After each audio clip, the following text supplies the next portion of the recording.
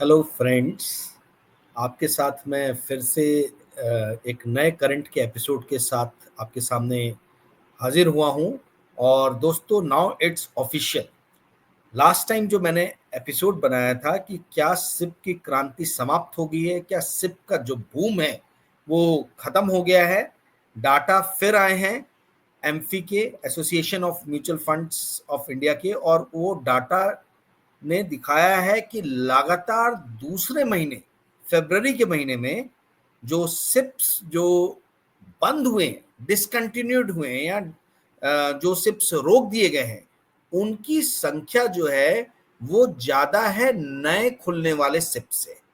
जनवरी के महीने में भी हुआ था, जिसके ऊपर मैंने पिछला एपिसोड बनाया, और अब डाटा आया है कि फरवरी के भी महीने में वही चीज हुआ है।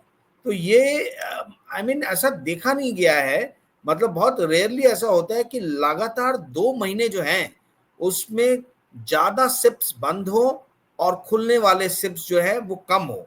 ये मेरे याददाश्त में तो ये पहली बार मैं होता हुआ देख रहा हूं, पहली चीज।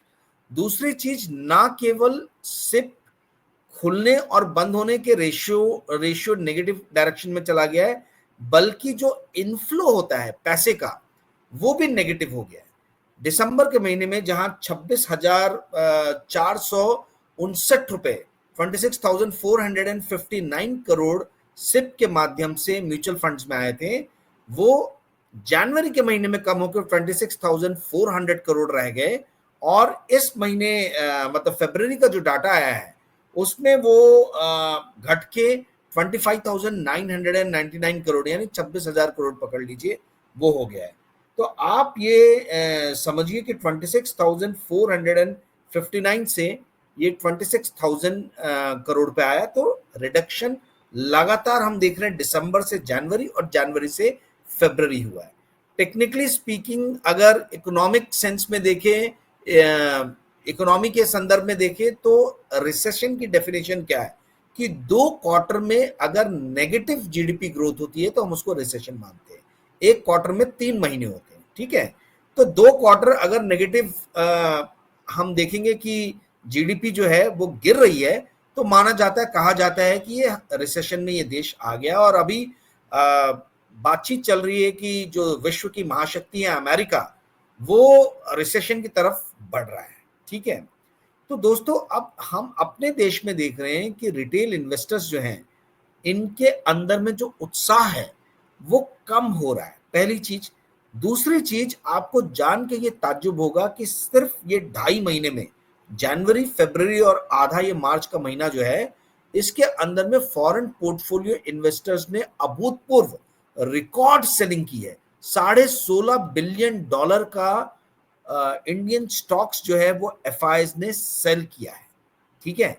वहीं दूसरी तरफ हम ये देख रहे हैं कि रिटेल इन्वेस्टर्स जो हैं उनके अंदर भी उत्साह कम हो रहा है। फॉरेन इंस्टीट्यूशनल इन्वेस्टर्स के अंदर भी उत्साह कम हो रहा है। उन्होंने लगभग 1.42 लाख करोड़ या $14.5 बिलियन का माल बेचा है इंडियन स्टॉक मार्केट में। तो अब सवाल ये उठता है कि आप लोगों ने क्या करना चाहिए, आप लोगों ने इस वक्त में क्या रुख लेना चाहिए। मैं पहले भी आपको बताता आया हूं, सबसे पहले एपिसोड में ही मैंने बताया था आपको, सिंपल मैंने फॉर्मूला दिया था कि कब मार्केट में आना चाहिए और कब मार्केट से निकलना चाहिए। ये इतने सालों में जो बहुत सारे बड़े बड़े हेज फंड मैनेजर्स और फंड मैनेजर्स, इन लोग से जो बात करके मुझे जो जो कुछ कुछ छोटी छोटी इंफॉर्मेशन जो दिमाग में मेरे बैठ गई, जो यूजफुल इंफॉर्मेशन दी, उसमें से एक ये था कि भाई आप जो है, आप हमेशा अर्निंग यील्ड्स देखिए निफ्टी का या एनएससी 500 कंपनीज का, और उसको गवर्नमेंट का जो 10 ईयर बॉन्ड यील्ड है उससे माइनस कीजिए। यदि वो चीज 1.8 से या 2 से नीचे आती है तो स्टॉक मार्केट में रहिए, अगर 2 या 2.2 से ज्यादा होती है तो आप मार्केट से एकदम बाहर रहिए। तो अभी भी मार्केट में गिरने के बाद भी जो है वो 1.8 के नीचे नहीं आया। अगर आपको इस पर्टिकुलर टॉपिक के ऊपर में ज्यादा समझना होगा तो सबसे पहला एपिसोड आप देख लीजिएगा करंट का, उसके अंदर में ये विस्तृत रूप से मैंने ये चीज आपको बताई थी। आज मेरा बर्थडे है, तो आप लोगों को मैं अपनी तरफ से कुछ गिफ्ट दूंगा एडिशनल, और आपको जो है कुछ अपनी तरीके से इंफॉर्मेशन दूंगा कि भाई आपने क्या डिसीजन कैसे लेना चाहिए। देखिए, ये करंट शुरू करने का जो मेरा उद्देश्य है वो यही है कि आप लोगों को सशक्त बनाया जाए फाइनेंशियल स्तर पे कि कैसे डिसीजन लेना है, कब मार्केट में रहना है, कब मार्केट से निकलना है। मैं इस फिलॉसफी में विश्वास नहीं करता हूं कि लॉन्ग टर्म इन्वेस्टमेंट कीजिए, लॉन्ग टर्म इन्वेस्टमेंट कीजिए। नहीं, आपको जब मार्केट में रहना है तब मार्केट में रहिए, और जब उपयुक्त मार्केट नहीं लगता है तो आप चुपचाप एफडी कीजिए। मिक्स करके ही आप रिटर्न जो है ठीक ठाक बना सकते हैं और चैन की नींद सो सकते हैं। स्टॉक मार्केट गिरता जाए 2-4 साल तक, मार्केट कहीं मूव ना हो, तो आपकी रातों की नींद खराब हो जाएगी, खराब हो ही जाती है बहुत सारे लोगों की। ये बोलने की बात है कि हम लॉन्ग टर्म इन्वेस्टर में कोई फर्क नहीं पड़ता, व्याकुल हो जाता है इंसान, ठीक है, जब वो देखता है कि बैंक में 8%, 7.5% इंटरेस्ट मिल रहा है और यहाँ पे मेरा नेगेटिव रिटर्न जा रहा है। तो अभी ये उपयुक्त समय नहीं है मार्केट में रहने का। सारथी नाम का एमफी ने, म्यूचुअल फंड एसोसिएशन ने और अलग अलग म्यूचुअल फंड हाउसेज ने एक कैंपेन स्ट्रेटेजी शुरू किया है, अच्छी बात है। लास्ट एपिसोड में भी मैंने बताया था कि भाई 67 लाख करोड़ का एयूएम है म्यूचुअल फंड इंडस्ट्री का, जिसमें सिर्फ प्योर इक्विटी फंड्स जो है, जो सिर्फ स्टॉक मार्केट में डालते हैं, ये 29 लाख करोड़ के ऊपर है। तो इनके पास में बहुत फंड है। आप, और जो लास्ट एपिसोड मैंने रन किया था जहां पे मैंने बोला था कि म्यूचुअल फंड इंडस्ट्रीज के अगेंस्ट में, तो बहुत सारे लोग इस पे मेरे से नाराज भी हुए। अब मेरे बहुत पुराने, बहुत कुछ अच्छे दोस्त भी नाराज हुए जो म्यूचुअल फंड इंडस्ट्री के हैं कि भाई आप ये सब बातें लोगों को क्यों बता रहे हैं कि भाई मार्केट में ठीक समय नहीं है रहने का, और हमारी सैलरीज जो है वो आप लोगों की पैसे से निकलती है। मैंने कहा जो सही है वो सही है, आई मीन गलत मैंने क्या बोला आप मुझे ये बताइए। तो खैर एनीवेज, वो बात हुई बात की। अभी देखिए, आपको 2-3 चीजों पे ध्यान रखना है जो मैंने आपको कहा कि इस एपिसोड के माध्यम से मैं आपको बताना चाहूंगा। पहला तो आप 10 ईयर गवर्नमेंट बॉन्ड यील्ड जो है उस पर आप ध्यान रखिए कि वो कैसे मूव हो रहा है, ठीक है। और हमारा जो NSE 500 या निफ्टी 50 ले लीजिए, वो इजीली डाटा मिल जाता है, उसका अर्निंग यील्ड कहा जा रहा है। अर्निंग यील्ड क्या है, पी का उल्टा कर दीजिए। तो अगर मान लीजिए P20 है तो 1/20 जो है वो अर्निंग यील्ड हो गया, ठीक है। तो आप वो देखिए वो दोनों कहाँ हो रहे हैं, और जो मैंने फॉर्मूला बताया था 1.8 के नीचे जाएंगे तो फिर मार्केट में घुसने के लिए एक अच्छा उपयुक्त समय बनता है, ठीक है। पहली चीज ये हुई, ये एजुकेशनल पर्पस के हिसाब से मैंने बताया। आप लोग अपने इन्वेस्टमेंट एडवाइजर से पूछ सकते हैं, आप लोग खुद भी स्टडी कर सकते हैं। मैं इस फॉर्मूले को यूज करता हूं, तो जरूरी नहीं कि आप भी करें, मैं करता हूं, मैं आपको बता रहा हूं just for information purpose. Second, आप देखिए कैरी ट्रेड का बहुत इंपॉर्टेंस, बहुत सिग्निफिकेंट रोल है वर्ल्ड ओवर मार्केट्स में, बॉन्ड मार्केट हो चाहे आपका इक्विटी स्टॉक मार्केट हो। अब आप बोलोगे कैरी ट्रेड मतलब क्या होता है।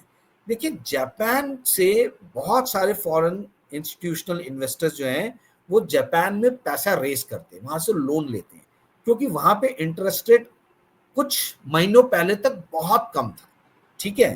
तो मान लीजिए वहां पे इंटरेस्ट रेट चल रहा है 0.2%, तो वहां से पैसे निकालते हैं और वो इंडिया जैसा मार्केट जहां पे बॉन्ड जो है उस लगभग 7% के आसपास में दे रहे हैं, वहां पे अपना पैसा डालते हैं, ठीक है।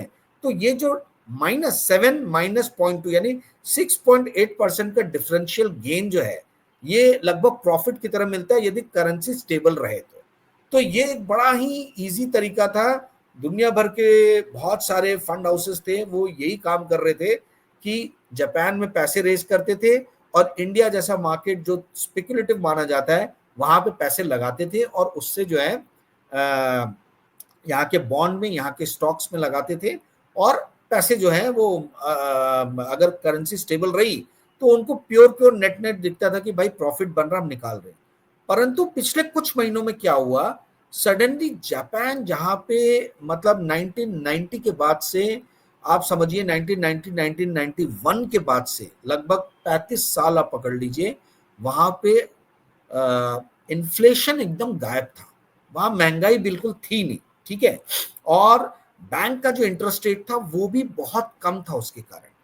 तो अब सडनली जापान में क्या हुआ पिछले कुछ महीनों में कि इंटरेस्ट रेट ऊपर मूव किए और वो कुछ 1.3 से 1.5% के आसपास में चले गए। तो ये एक भूचाल आने वाले समय में ला सकता है। ऑलरेडी जहां तक मुझे याद आ रहा है 2024 के सितंबर अक्टूबर में एक माइनर ट्रेमर जो है हमने देखा था, कि कैरी ट्रेड के कारण कैसे वर्ल्ड ओवर जो है मार्केट्स में गतिविधियां बढ़ गई थी। तो आप लोग कैरी ट्रेड पे ध्यान रखिए। आप लोग जापान में किस तरीके से इन्फ्लेशन ऊपर बढ़ रहा है, यदि इन्फ्लेशन जापान में ऊपर जाता है तो जापान के लिए अच्छी खबर है, परंतु वर्ल्ड ओवर ग्लोबल मार्केट के लिए ये अच्छी खबर नहीं है। तो आपको नजर रखना है कि जापान की बॉन्ड यील्ड क्या है, कहां जा रहे हैं वहां पे, ठीक है। ये गूगल आप करेंगे, सिंपल इंफॉर्मेशन है, मिल जाएगा। जापानीज गवर्नमेंट बॉन्ड यील्ड आप देखिए, या JGB डालिए और देखिए आप उसके अंदर में यील्ड कहां जा रहा है। पहली चीज आपको इस पे नजर रखना है। दूसरी चीज, एक बात को आप समझिए कि जो ये मनी वर्ल्ड ओवर फ्लोट होती है, ये लगभग एक लिमिटेड ही मनी है। तो ये मनी यूएसए से कभी इंडिया आएगी, ये ब्लैक रॉक और वैनगार्ड और दुनिया भर के जो बड़े बड़े फंड्स हैं, ये यूएसए से इंडिया आएंगे, फिर इंडिया से, इंडिया में एक दो दो तीन साल अच्छा प्रॉफिट बना के फिर यही फंड जो है चाइना मूव करेंगे, चाइना से फिर ये फंड जापान मूव करेंगे, कोरिया, मतलब ये पैसा रोटेट होता रहता है। तो हम क्या देख रहे हैं कि अब जो है ये पैसा जो है धीरे धीरे इंडियन मार्केट से निकल के जो है ये चाइनीज मार्केट की तरफ शिफ्ट हो गया है और जापानीज मार्केट की तरफ जा रहा है। तो आप लोगों को नजर रखना है आने वाले दिनों में कि एमएससीआई जो है, ठीक है, एमएससीआई इंडिया के वेटेज को कम कर रहा है या ज्यादा कर रहा है, ये अभी आएगा। हर साल में 2 बार वो लोग, जहां तक मेरी जानकारी है, वेटेज, कंट्री का जो वेटेज है वो कम या ज्यादा करते हैं। आज की डेट में इंडिया 3rd नंबर पे, सबसे ज्यादा वेटेज चाइना का है, 30% के आसपास, 31% है, फिर ताइवान है और फिर इंडिया है। तो हमें ये देखना है कि भाई इंडिया का वेटेज, ये जो फॉरेन के जो इस तरीके के बड़े बड़े रिसर्च हाउसेज है, फर्म्स हैं, क्रेडिट रेटिंग एजेंसीज हैं, इनका क्या रुख है इंडिया की तरफ, इसके ऊपर में आपको नजर रखना है। हमको ये देखना है कि ये एमएससीआई जो है किसी तरीके की कटौती कर रहा है, नहीं कर रहा है। यदि कटौती करता है तो बहुत बड़ा फंड जो है वो इंडिया से फिर बाहर निकल सकता है, ऑलरेडी निकल गया है। बट जो लॉन्ग टर्म फंड जो हैं, जो पूरी तरीके से चिटिंग करते हैं, मतलब कॉपी करते हैं, रिफ्लेक्ट करते हैं एमएससीआई इंडेक्स, इंडेक्स जो भी दिया जाता है, अनाउंस किया जाता है, उसको जो मिमिक करते हैं, उसके हिसाब से जो है वो फंड, यदि वेटेज कम हुआ तो इंडिया से बाहर जाएगा, ठीक है। तो आपको ये देखना, और अगर बढ़ा तो कुछ फंड इंडिया में आ भी सकता है। तो आपको जो दूसरी चीज जिस पे नजर रखना है वो है एमएससीआई क्या अनाउंसमेंट करता है। तो पहली चीज हुई, मैंने आपको बताया है कि आप अर्निंग यील्ड देखिए निफ्टी का, गवर्नमेंट बॉन्ड यील्ड से माइनस कीजिए, 1.8 से नीचे आता है तो वो उपयुक्त समय है। दूसरा, जापानीज बॉन्ड यील्ड की तरफ नजर रखें आप। जापानीज बॉन्ड यील्ड अगर ऊपर मूव हो रहे हैं, यानी जापान में इन्फ्लेशन आ रहा है, इन्फ्लेशन आ रहा है तो जापान के लिए अच्छा है, पर बाकी ग्लोबल मार्केट जो कैरी ट्रेड पे डिपेंडेंट रहते हैं उनके लिए खराब है। और थर्ड, मैंने आपको बताया कि एमएससीआई जो है, एमएससीआई के ऊपर में आप नजर रखिए कि एमएससीआई किस तरीके का अनाउंसमेंट करता है इंडिया को लेके, ठीक है। चौथी चीज, जो लास्ट एपिसोड में मैंने आपको कहा था कि एक रे ऑफ होप है इंडिया जैसे मार्केट के लिए, वो रे ऑफ होप क्या है? वो रे ऑफ होप ये है कि यदि रशिया और यूक्रेन का वॉर बंद हो जाता है, रुक जाता है, तो सडनली हम देखेंगे कि इंडिया, जो कि हेविली ऑयल डिपेंडेंट नेशन है, उसके लिए बहुत अच्छी खबर आएगी, ऑयल के प्राइसेस नीचे जाएंगे और बाकी जो मेटल्स हैं उनके भी प्राइसेस नीचे आएंगे। तो इंडिया के लिए that will be a very good news. तो यदि ये होता है और एक स्टेबिलिटी आती है, मतलब जियोपॉलिटिकल स्टेबिलिटी भी आती है, यदि वॉर रुकता है तो ये एक अच्छा संदेश है। तो वो एक माइनर जो है ना, मतलब वो मार्केट को ऊपर 1,500-2,000 पॉइंट निफ्टी को खींच सकता है, ये अगर वॉर रुकने की बात है। परंतु यदि वॉर नहीं रुकता है तो उस कंडीशन के अंतर्गत आप 3-4 फैक्टर्स के ऊपर में नजर रखें।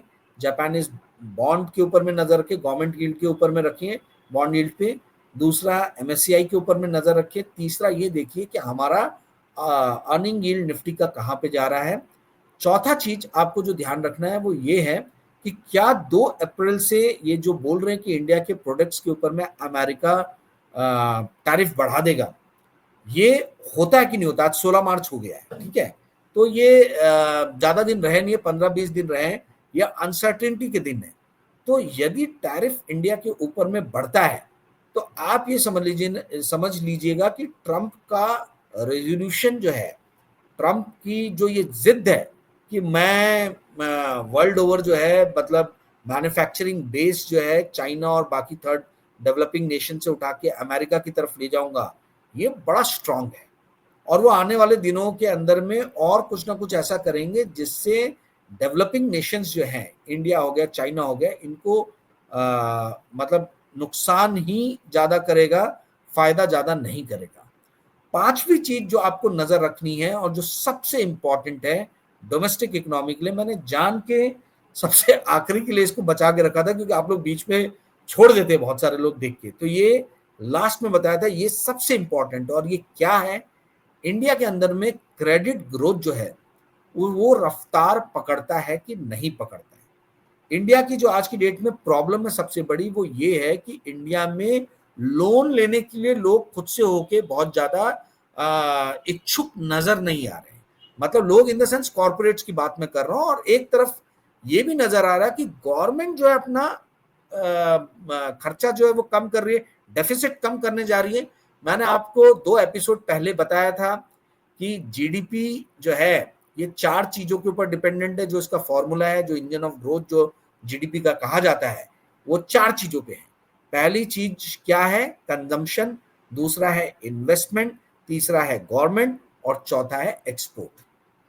टैरिफ वॉर लग रहा है तो एक्सपोर्ट को आप निकाल दीजिए, वो तो कहीं काम नहीं आने वाला।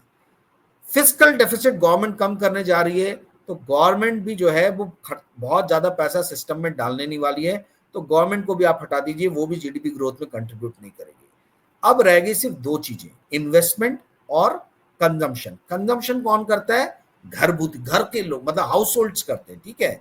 तो हम ये देख रहे हैं कि इंडिया में एम्प्लॉयमेंट क्रिएशन नहीं हो रहे जितना होना चाहिए, तो हाउस होल्ड कंजम्पशन भी जो है हम देख रहे हैं कि बहुत ज्यादा जीडीपी ग्रोथ में कंट्रीब्यूट नहीं कर पा रहा है, और इसका हमको असर नजर आ रहा है एफएमसीजी गुड कंपनीज जो हैं उनके या फिर जो 2 व्हीलर व्हीकल्स बनाने वाली कंपनी है इनके नंबर्स में। तो ये भी कहीं पे बहुत ज्यादा जीडीपी ग्रोथ में कंट्रीब्यूट नहीं कर पा रहे हैं। चौथा है इन्वेस्टमेंट, तो ये करते हैं कॉरपोरेट्स। तो कॉरपोरेट्स क्या इन्वेस्टमेंट करने के लिए तैयार हैं? कॉरपोरेट्स अभी इंडिया में इन्वेस्टमेंट नहीं कर रहे हैं क्योंकि उनको अपने बाजार के लिए, मतलब अपने माल के लिए बड़ा बाजार नजर नहीं आ रहा है। उनको दिख रहा है कि इंडियन हाउस होल्ड बड़े डिस्ट्रेस कंडीशन में है, तो कोई भी बड़ी कंपनी जो है वो इन्वेस्टमेंट करने के लिए तैयार नहीं है। आज की डेट में डेट टू जीडीपी रेशियो जो है एनएससी 500 कंपनीज का सबसे कम है, निफ्टी 50 का सबसे कम है। वो एकदम आइडियल पोजीशन में और ज्यादा डेट लेके केपेक्स करने के लिए, कैपिटल एक्सपेंडिचर करने के लिए, परंतु वो कर नहीं रही है। कर क्यों नहीं रही है? 2 कारण है। एक, चाइना से माल डंप हो रहा है इंडिया में, स्टील हो गया, केमिकल हो गया, बहुत डंप हो रहा है वहां पे, क्योंकि चाइना की खुद की हालत खराब है। तो चाइना एकदम मतलब जीरो मार्जिन पे उठा के या कई बार तो लॉसेस में उठा के जो है माल इंडिया में डंप कर रहा है। इंडियन कंपनीज जो है compete नहीं कर पा रही है। मैंने आपको 3-4 एपिसोड पहले ये भी बताया था कि इंडिया की जो स्टील कंपनीज है उनका इन्वेंट्री 1 लाख करोड़ क्रॉस कर गया है, ठीक है। तो अभी क्या हो रहा है कि चाइना से माल डंप हो रहा है, पहली चीज।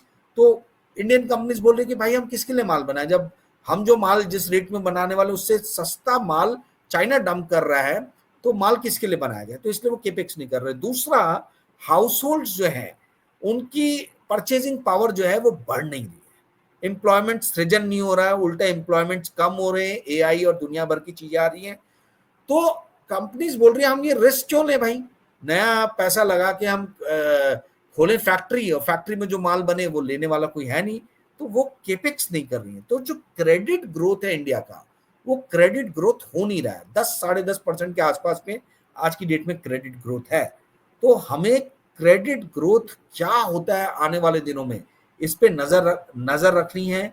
रेपो रेट सेंट्रल बैंक ने 1 महीने पहले कम किया था, 6.5 से मेरे ख्याल से 6.25 लेके आए हैं। सीआरआर रेशियो भी कट किया था, परंतु इसको इकोनॉमी में आने में टाइम लगता है, ठीक है। तो हमें ये देखना है कि कितने दिनों में ये जो स्पिल ओवर इफेक्ट जो है, जो सेंट्रल बैंक ने डिसीजन लिया, वो कितने दिनों में इकोनॉमी में ट्रांसलेट होता है। तो आप जहां ही आप देखेंगे कि क्रेडिट ग्रोथ पिक हुआ है, 14%, 15% पे आया है, तब आप समझ जाना कि इकोनॉमी बूम होने वाली है और अब ये उपयुक्त सही समय है मार्केट में घुसने का।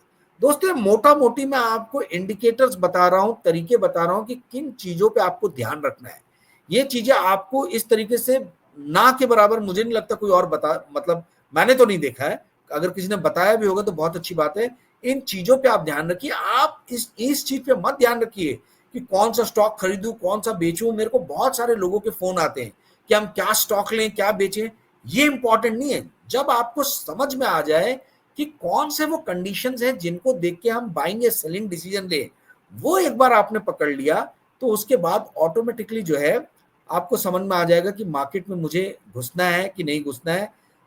मुझे याद आ रहा है 2022 में या 23 में इथॉस नाम की एक कंपनी आई थी। ये वॉचेस बेचती है, लग्जरी वॉचेस। तो किसी ने कहा कि स्मॉल कैप और मिड कैप की बहुत पिटाई हुई है, तो मैंने इस पे एक स्टोरी लिखी थी। इस कंपनी की खासियत ये थी कि इस कंपनी का जो आईपीओ था वो आईपीओ भी डिवॉल्व हो गया था। डिवॉल्व हो गया था इसका मतलब कि जिस प्राइस बैंड पे ये आईपीओ लेके आना चाहते थे, अपर प्राइस बैंड जो था, मैं एग्जैक्ट भूल गया हूं, शायद 748 था या 948 कुछ ऐसा था, उस पे लाना चाहते थे। उस पे आईपीओ की एप्लीकेशन ही नहीं आई उतनी जितनी आनी चाहिए आईपीओ के लिए। तो वो जो है वो डिवॉल्व हो गया और उसके बाद में फिर सेकेंड राउंड में उसको आईपीओ को लाया गया। और तब, और ये बहुत सालों बाद क्या, मैं तो 23 साल से पत्रकारिता कर रहा हूं, मेरे को याद नहीं है इसके अलावा कि किसी कंपनी का आईपीओ जो है वो डिवॉल्व हुआ हो। तो मैंने डिवॉल्व आईपीओ जो इथॉस का होता है उसके ऊपर में एक स्टोरी लिखी थी, वो मैं इसमें लगा दूंगा आपके डिस्क्रिप्शन में, वो आप जरूर पढ़िएगा। वो मैं देखने गया ऐसी कि भाई अगर स्मॉल कैप की पिटाई हुई है, मिड कैप की पिटाई हुई है, तो ये कहाँ पे चल रहा है।